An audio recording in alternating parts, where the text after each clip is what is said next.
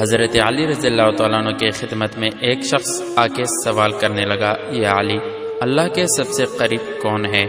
بس جیسے ہی یہ پوچھا گیا تو آپ رضی اللہ تعالیٰ عنہ نے فرمایا، اے بندہ خدا، یاد رکھنا اللہ کے قریب وہ عورت ہے جو اللہ کے لیے نامحرم سے پردہ کرتی ہے۔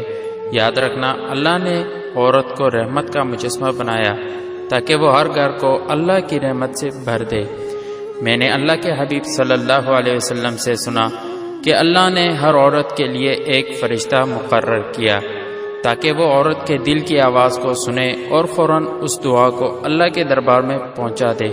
لیکن افسوس تو یہ ہے جب عورت بے پردگی اختیار کر کے زندگی گزارتی ہے تو وہ فرشتے اور اللہ کی رحمت اس سے دور ہو جاتی ہے اور یوں عورت دکھ اور تکلیف کا شکار بنتی جاتی ہے۔ اے بندہ خدا، یاد رکھنا کبھی بھی کسی باپردہ عورت کا دل نہ دکانا، کیونکہ نیک عورت کی بد دعا آسمانوں کو چیر کے اللہ کی رضا بن کے کائنات پہ نافذ ہو جاتی ہے۔